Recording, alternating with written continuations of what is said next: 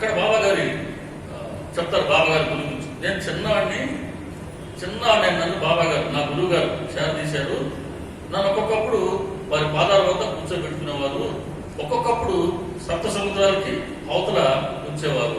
అయినా సరే వారి సాన్నిధ్య సుఖాన్ని నాకు ఎప్పుడూ దూరం చేయలేదు అంటారు. అద్భుతమైన 19 అధ్యాయం, మామూలు అధ్యాయం కాదు. అసలు 19 అసలు బాబాగారి తత్వాన్ని మన కళ్ళ ముందు ఆవిష్కరణ చేసిందంటే సామాన్యమైన అధ్యాయం కాదు. 19 అంత అద్భుతమైన గురు ప్రేమకి ఉండే మాధుర్యాన్ని మన మనసుని స్పృశింప చేస్తాయి ఆ 2 అధ్యాయం. ఇక్కడ ఏం చెప్తున్నారు? చిన్నవాడిని నన్ను నా గురువు చేరదీశాడు. ఒక్కొక్కప్పుడు ఆయన పాదాల వద్ద కూర్చోబెట్టుకునేవారు, మరొకప్పుడు సప్తసముద్రాలకి అవతల కూర్చోబెట్టారు. ఎక్కడున్నాయి సప్తసముద్రాలు? అమెరికా పోవాలంటే ఎన్ని సముద్రాలు దాటుతారు పిల్లలు?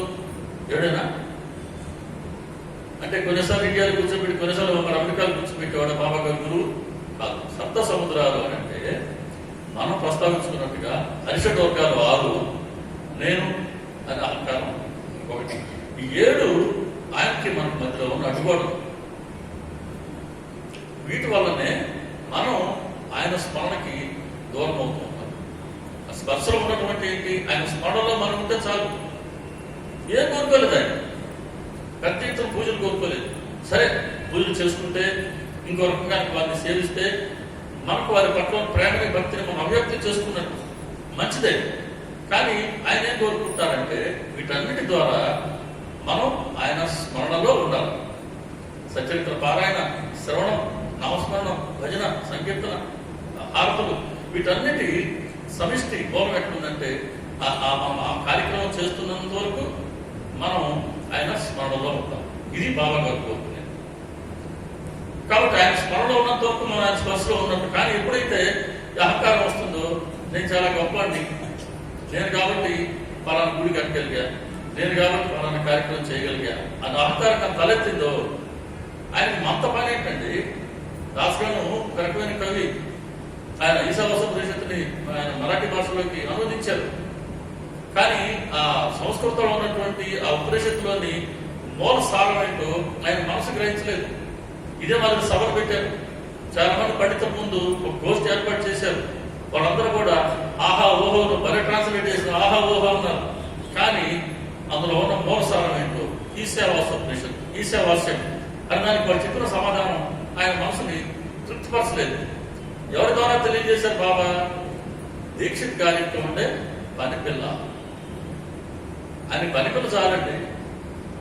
ఎటువంటి మహాత్ములకైనా గొప్పవాళ్ళకైనా ఒక సమాధానం ఇవ్వాలంటే. కాబట్టి నేను అనుకుంటే బాబా గారి దగ్గర అంతటితో అది మన పతనానికే దారితీస్తుంది. ఈ అహంకారం వల్ల ఆయన మనం దూరం అవుతాం. అరిషడ్ వర్గం రకరకాల రాగద్వేషాలు, వీటి వల్ల వాటిల్లో పడి కొట్టుకొని పోయి మనం ఆయన స్మరణకి దూరం అవుతాం.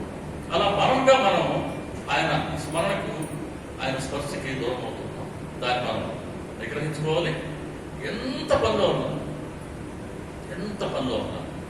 రామకృష్ణ పరమహంస గారు చెప్తారు, స్వామి మేము దోస్తులము ఎప్పుడు మమ్మల్ని భగవంతుడి స్పర్శలో ఉండమంటే ఎక్కడ సాధ్యం అన్నారు ఆయన భక్తులు. ఆయన చెప్పారు, నీకేరు పని లేదా, ఖాళీ ఉన్నావా, 2 చేతులతో భగవంతుడి పాదాలు పట్టుకో. ఏదన్నా పని పడిందా, 2 చేతులు ఉన్నాయిగా, ఒక చేతితో పని చేసుకో, ఇంకో చేతితో భగవంతుడి పాదాలు పట్టుకునే ఉండవు. అంటే ఏమని?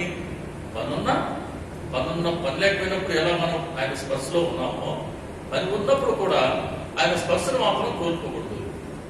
పని చేసుకుంటూ ఉన్నాం, మనసులో బాబాగా స్మరణ చేసుకోవచ్చు కదా. ఆ స్మరణే కదా ఆయన కోరుతున్నది. నన్ను స్మరించేవారు ముందు వెనుక నలువైపులో నేను ఉంటాను. ఆయన కోసం ఎక్కడికో పరుగులు తీయాలి. ఏ పని మనం చేసుకుంటున్నామో ఆ పని మనం చేసుకుంటూ గృహస్థ ధర్మం ఉంది. మన పనులు మనకు ఉంటాయి. వాటిని చేసుకుంటూ కూడా మన బాబాగారి స్మరణలో ఉండవచ్చు. అలా ఉంటే ఆయన స్పర్శలో మనం ఉన్నట్టు. దీన్ని కాస్త మనం మనసులో పెట్టుకోవాలి. రెండవది ఏంటంటే ఆయన మనల్ని విడిచిపెట్టాడు. మహాప్రమాదకరం. ఈ పరిస్థితి ఎప్పుడు మనం కొన్ని తెచ్చుకోనేకూడదు. 19 అధ్యాయం చెప్తారు బాగా. చెప్తే 19 అధ్యాయము 18, 19 హైలైట్ సత్యవతి మతానుగ్రహం అని పేరు. అక్కడే చెప్తారండి బాబా గారు, ఒకసారి చెప్తాం, 2 సార్లు చెప్తాం, మా చివరి ప్రయత్నం చాలా కఠినంగా ఉంటుంది. ఒకసారి చెప్తాం, 2 సార్లు చెప్తాం, మా మాటను లక్ష్య పెట్టకపోతే కన్న బిడ్డనైనా 2గా చీరి పారేస్తాం. కన్న బిడ్డనైనా 2గా చీరి పారేస్తాం. ఆయన మాటను కనుక లక్ష్య పెట్టకపోతే 1-2 సార్లు చెప్తాను. అది బాగా అంటే చీరి పారేస్తానంటే ఏమని, మనం లేదు కత్తెత్తుకొచ్చి మొక్కలు చేస్తామని కాదు. సాంబశివరాయుడు సినిమాలో లాగా ముక్కలు చేయరు మనం. కాకపోతే ఆయన స్మరణకి మనం దూరం చేస్తాం. ఇదో సత్సంగంలోకి రాయడానికి ఎన్నో అడ్డంకులు సృష్టిస్తారు. మనం అనుకుంటాం అడ్డంకైంది అడ్డంకైంది. కాదు, అడ్డంకులు క్రియేట్ చేసినా ఆయనే, అడ్డంకులు తొలగించినా ఆయనే. సృష్టి స్థితి లయకారకులు ఆయనే. Creator, sustainer and the destroyer is the lord Saibaba. మామూలు గురు కాదు. మనం మామూలు ఆయన ముందు కూర్చోలా. ఎన్నో జన్మల్లో మనం చేసుకున్న పుణ్యం కాస్త అటు ఇటు అనుకుంటే వచ్చి ఆయన స్కూల్లో మనం అడ్మిట్ అయినాం. ఆయన స్కూల్లో అడ్మిట్ అయినాం. అది ప్లే క్లాసా, ఎల్కేజీయా, యూకేజీయా, ఏదనేది ఆయనకి సంబంధించింది, మనకు సంబంధించింది కాదు. మనం మాత్రం ఆయన ఇన్స్టిట్యూషన్లో అడ్మిషన్ నంబర్ ఇచ్చినాడు. మనకు ఆధార్ కార్డు లాగా, ఆధార్ నంబర్ లాగా మనకు సాయిబాబా భక్తుడు వీడని మనకు ట్యాగ్ ఇచ్చేసాడు ఆయన. కాబట్టి మన బాధ్యత ఎప్పటికైనా సరే ఆయనదే. ఎట్లా చేసుకుంటాడో చేసుకునే కానీ. కాబట్టి ఆయన మనం విడిచిపెట్టంటే చేయకూడదు. ఆయన ఎప్పుడు విడిచిపెట్టాడు మనల్ని? ఆయన చేయొద్దు అన్న పనులు కనుక మనం చేసామా ఏం చేస్తాడు? మన బాధ్యత ఆయన వహించలేడు. అలా సచరిత్రలో మనం చేయాల్సిన పనులు చెప్పారు బాబా. డూస్, చేయవలసిన పనులు. రెండవది చేయకూడని పనులు, డూ నాట్స్ చెప్పాడు బాబా. ప్రతి అధ్యాయం మనం చదివిన తర్వాత ఒకసారి ప్రశాంతంగా కూర్చొని దీన్ని దూరంగా పెడితే చాలా ప్రపంచమంతా దూరమే కదా. ప్రపంచమంతా ఉండే దీంట్లోనే. దీనివల్ల మనం దెబ్బతింటున్నాం మిత్రులారా, పెద్దలారా, అమ్మలారా, అక్కలారా. ఇది చాలా ప్రమాదకరం. దీన్ని కొని తెచ్చుకున్నాం అంతే కదా. ఇదేమన్నా కంపల్సరీయా? కొని తెచ్చుకున్నాం. మా బావగారు చాలా బాగా స్ట్రిక్ట్గా ఉన్నాడు. ఏమో సెల్ ఫోన్ ఇప్పుడు ఆయన దగ్గర కూడా బాగానే కాదు. వాట్సాప్లో సమాధానం ఇస్తున్నానంటే సెల్ ఫోన్ దగ్గరున్నట్టే కదా. కాబట్టి ప్రపంచమంతా సెల్ ఫోన్లో ఉందండి. ఇంకెక్కడి నుంచి మనకు మానసిక ప్రశాంతత వస్తుందంటారు? ఎక్కడి నుంచి మన సమయాన్ని మన భగవంతుడు సమర్పించగలం అంటారు? ఒకసారి చెప్పాడు బావగారు నాకు, సెల్ ఫోన్ ఇబ్బందికరం, దాన్ని మనం దూరంగా పెట్టాలి. వాస్తవం, ఈజ్ రైట్. సరే, ఇక్కడ మనం ఇటువంటి విషయాల వల్లే ఆయన మనం దూరం అవుతుందని చెప్పాను కదా. సో ప్రతి అధ్యాయంలో రూల్స్ ఏమున్నాయో, రుణాట్స్ ఏమున్నాయో కాస్త మనం మనసు పెట్టి ఏ అధ్యాయానికి అధ్యాయం రాసుకోవాలి. రాసుకున్న తర్వాత దాన్ని మనం మరణం చేసుకుంటూ ఉండాలి. ఆ మరణం చేసుకోవటానికి సమయాన్ని మనకు వీలున్నప్పుడు మరణం చేసుకోవాలి. వీలున్నప్పుడు కాదు, వీలు చేసుకుని. వీలున్నప్పుడు చూడడం వేరు, వీలు చేసుకుని చూడడం వేరు. ఎంత తేడా ఉంది రెండుకి? వీలు చేసుకోవాలి. ఆ వీలు చేసుకోవడమే మనకు ఆయన పట్ల ఉన్న భక్తికి, శ్రద్ధకి అదే ఆధారం, అదే ప్రమాణం. కాబట్టి మనం ఆయన ఏం చేయొద్దన్నారో వాటిని మనం చేసే ప్రయత్నం చేయాలి. చేయొద్దన్న పనులు మాత్రం కంపల్సరీగా మనం మానుకోవాలా. గురువు అనుగ్రహాన్ని పొందాలంటే, అయ్యా నువ్వు పనులు చేయమన్నావు, నేను చేసే ప్రయత్నం చేస్తున్నా, నన్ను కొద్దిగా అనుగ్రహించు అని మనం చెప్పుకోవచ్చు. ప్రయత్నం చేసుకుంటే గమనిస్తాను. తప్పటడుగు లేసే బిడ్డని తల్లి చేయబట్టుకుని నడిపిస్తుంది కదా. అసలు తప్పటడుగు వేయలేదనుకో, అసలు నడిచే ప్రయత్నం చేయలేదనుకో, తల్లి మాత్రం ఏం చేస్తే ఎంతకాలం వస్తుంది? సాధ్యం కాదు. కాబట్టి ఆయన చేయమన్న పనులు మనం చేసే ప్రయత్నం చేసి తీరాల్సిందే. ఇక చేయొద్దన్న పనులు చాలా ఉన్నాయి. వాటికి మనం ప్రయత్నపూర్వకంగా దూరం కావాల్సిందే. బాబా చెప్తారు 44 అధ్యాయం చాలా అద్భుతమైన ఓడింగ్స్ ఉంటాయి. ఎవరైనా సరే గురు కృపను పొందదలుచుకున్నవాడు ధర్మయుక్తంగా ప్రవర్తించాలి. అధర్మాన్ని పూర్తిగా విడిచిపెట్టాలి. అసత్యాన్ని పూర్తిగా విడిచిపెట్టాలి. కుళ్ళు కపటం విడిచిపెట్టాలి. మోసాన్ని విడిచిపెట్టాలి. వీటన్నిటికీ మూలం ఏంటి అంటే స్వార్థం. ఈ స్వార్థాన్ని విడిచిపెట్టేనే, దీన్నే విడిచిపెట్టాల్సింది, దీన్నే త్యాగం చేయాల్సింది. కాశీకి పోయించాను అంటాడు ఒక ఆయన. కాశీకి పోయిస్తే ఏం చేయాలా? దేన్న దాన్ని గంగలు విడిచిపెట్టి రావాలా కదా? దేన్ని విడిచిపెడుతున్నాం? సొరకాయ, బెండకాయ, కాకరకాయ కాదు, వీటి కాదు విడిచిపెట్టాల్సింది. ఇదిగో అయ్యా, నా మనసులో కోపం ఎక్కువగా వస్తుంది, దీన్ని నేను వదులుకునే ప్రయత్నం చేస్తాను అని చెప్పుకోరా భగవంతుడికి. ప్రతిరోజు భగవంతుడికి ఏం చెప్పావు దాన్ని మనసులో పెట్టుకుంటురా. ఆ సందర్భం వచ్చినప్పుడు అది గుర్తుకొచ్చి మనం కనుక ఆ రోజు కోపం తగ్గించుకున్నామా, నిజంగా మనం ఆయనకి క్రోధాన్ని ఆయన కోసం మనం విడిచిపెట్టినట్టు. ఇది గమనిస్తారు ఆయన. ఇది ఒక అడుగు వేయడం అని. ఒక ఆయన చాలా ఇప్పుడంటే కాశీకి మనం ట్రైన్ బుక్ చేసుకుంటున్నాం, ఫ్లైట్లో వెళ్తున్నాం, పోయినంతసేపు ఉన్నట్లే కాబట్టి వచ్చేస్తున్నాం. ఎక్కడ పోయించాం? కాశీకి పోయినా. మరి అప్పుడు ఎక్కడ వచ్చారనుకుంటాం. పాత రోజుల్లో, మా రోజుల్లో అక్కడ చిన్న రోజులు కాశీకి పోయినాడు అని అంటే గోవిందా, మళ్ళీ వస్తే వచ్చాడు అనుకోవాల్సిందే. అటువంటి రోజుల్లో ఒక ఆయన కాశీకి పోయించాడు. సరే, ఆయన అక్కడ కోపాన్ని విడిచిపెట్టి రావాలనుకుని మంచి సంకల్పం చేసుకున్నాడు. ఎదురొచ్చాడు. వీధి మొదట్లో ఎదురొచ్చినాడు ఆయన. ఆ ఊరివాడు, ఆ వీధిలో ఉండేవాడు ఉంటారు కదా, అయ్యా చాలా రోజులు కనపడలేదే, ఎక్కడ పోయినావు అయ్యా? కాశీకి పోయాను. ఏం విడిచిపెట్టావు? కోపాన్ని విడిచిపెట్టాలి. మంచిదయ్యా. 4 అడుగులు వచ్చినాడు. ఇంకో ఎదురు వచ్చారు. ఏం తమ్ముడు 5 రోజులు కనపడలేదు, ఎక్కడ పోయినావు? కాశీకి పోయినా. ఏం విడిచిపెట్టావు? కోపాన్ని విడిచిపెట్టావు అని చెప్పాడు. ఇంకొంచెం ముందుకు వచ్చినాడు. ఇంకోటి ఎదురు వచ్చినాడు. వాటి ఇద్దరు ప్రశ్న అడిగాడు. కాశీకి పోయిచ్చా? అడగకముందే కోపం విడిచిపెట్టా? 4వ వాడు కాశీకి వెళ్ళానా? కోపం విడిచిపెట్టానా? అందరూ చెప్పాలేంటి? ఇంకేం విడిచిపెట్టినాను? అట్లా ఉండకూడదు. అది కాదు విడిచిపెట్టడం. ఏం విడిచిపెట్టాలి? భగవంతుడి కోసం, గురువు కోసం. అంటే కామిని కాంచన, ఇవి అంటారు. కామిని కాంచన ఇవే మన గృహస్థులకి ప్రధానమైన అర్థం. కాంచనం, కామిని అంటే కోరికలే, తప్పుగా అర్థం చేసుకుంటాం. ఏ కోరికలు ఉన్నా అవి మన కామిని కామం కిందకి వస్తాయి. కోరికలు, సంకల్పాలు. ఇప్పుడు మన మనసులో సంకల్పాలు లేవా? ఒకటి గెలవాలని కోరుకుంటున్నావా? ఇంకోటి ఓడిపోవాలని కోరుకుంటున్నావా? ఇదే మరి కామం. దీన్ని విడిచిపెట్టాలా? రెండోది కనకం. కనకం అంటే ఏంటి? డబ్బు కావచ్చు, నగలు కావచ్చు, కీర్తి ప్రతిష్టలు కావచ్చు, పదవులు కావచ్చు, వీటన్నిటి పట్ల ఉండే ప్రీతి. వీటిని విడిచిపెడితే అది నిజమైనటువంటి దక్షిణ సమర్పించి నిజమైనటువంటి త్యాగం. అది స్వార్థ త్యాగం అంటారు.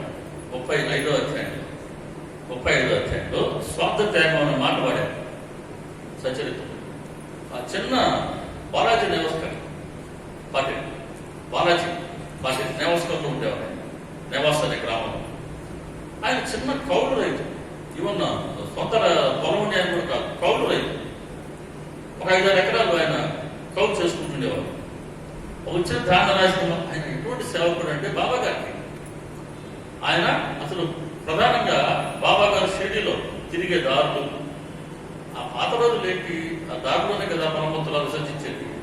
అవన్నీ శుభ్రం చేసేవాడు. బాబా గారు ఏ రూపంలో తిరుగుతాడో అవన్నీ శుభ్రం చేసేవాడు ఆయన.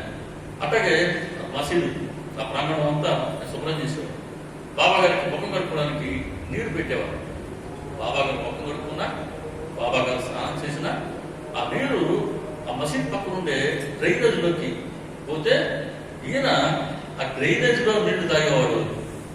ఎంతటి అర్హత చూడండి. ఆ పని చేయగలమా? ఎవరైనా కాసుకో. షిరిడీకి వెళ్తున్నాం, సేవ చేస్తున్నాం అంటారు. సేవ బుక్ చేసుకొని పోతున్నారు కదా, ఏం సేవ చేస్తున్నాం?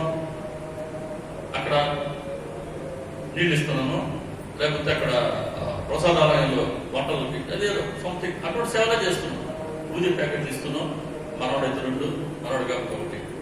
ఎవడో మనోడు కాదు ఒకటేనండి, మనోడు అనుకో. ఇది మనం చేసే పని. సేవలు, ఇది సేవ. అన్ని గమనిస్తుంటా, ఆయనకి అన్ని తెలుసు. సరే, ఈ బాలాజీ దేవస్థాన పార్టీలు ఎంత ఇప్పుడు మనం సేవ చేసేవాళ్ళు, టాయిలెట్స్ ఉన్నాయి, టాయిలెట్స్ క్లీన్ చేయొచ్చు కదా, చేయగలమా? అది సేవ. అంటే సేవ చేస్తూ నా అహంకారం తొలగించుకోవాలా అనేది కనుక లక్ష్యం అయితే నేను క్లీన్ చేయాల్సింది షిరిడీలో ఉండే టాయిలెట్సే. నేను కోరుకుంటా రోజుకి నాకు భాగ్యం కలగదా? మరి అంత నిరంకారంలో అవసరం లేదు, నాకు తెలియదు. సంకల్పం అయితే ఉంది. ఏమో ఓ రోజు పోయి నేను వాళ్ళ పర్మిషన్ తీసుకొని వారం రోజుల నుండి టాయిలెట్స్లే క్లీన్ చేయాలి, శుభ్రంగా పెట్టాలి. అది నా కోరిక. సరిపోతలేదు గురువు గారిని బదిలాడుకుంటాను. రామకృష్ణ పరమహంస గారు చెప్తే ఇంకో రకంగా అనుకుంటాను.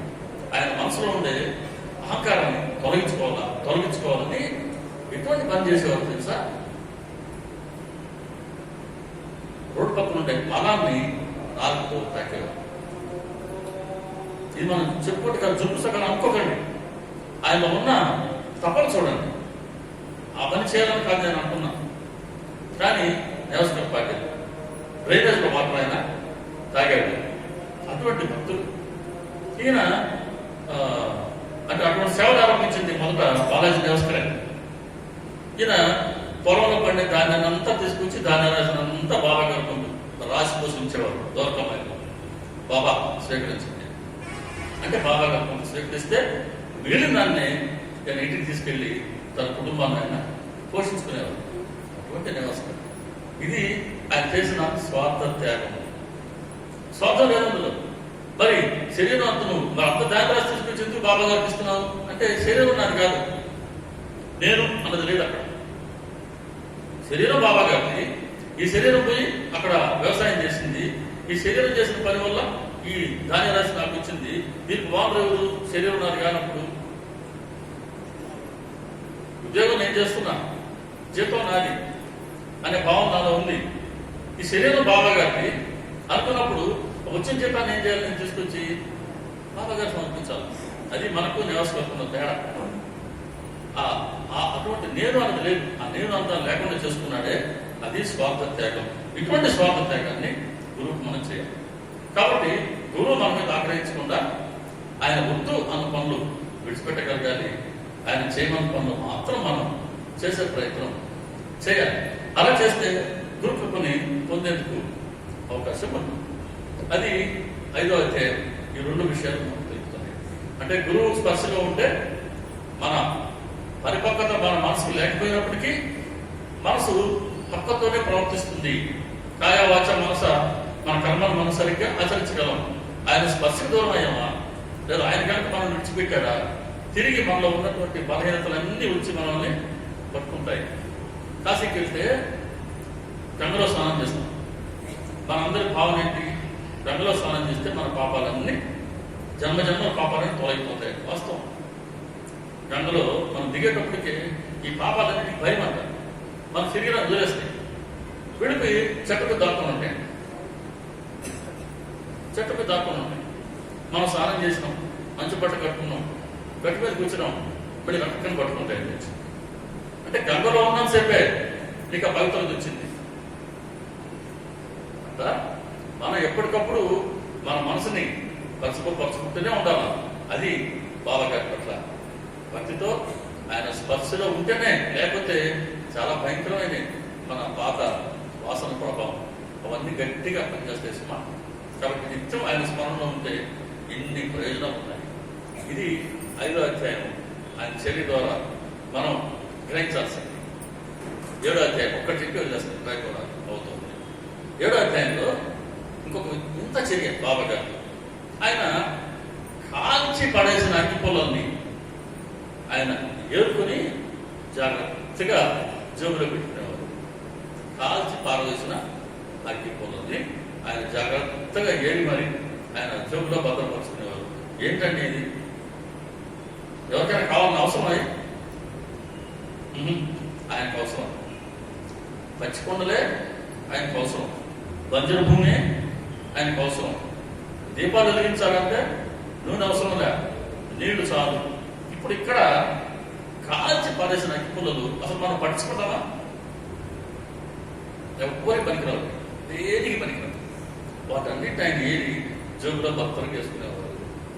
ఏంటి దీని వెనకాల ఉన్నటువంటి విశిష్టత, ప్రత్యేకత? అగ్గిపుల్ల అనగానే ఏముంటుంది? ఇప్పుడు అగ్గిపుల్లతో పని ఉందా?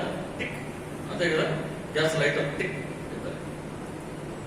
లేదు ఉందా? ఒక్క దగ్గర వస్తుంది. మనం బాబా గారి దగ్గర మనం జ్యోతి వెలిగించాలంటే అప్పుడు అవసరం.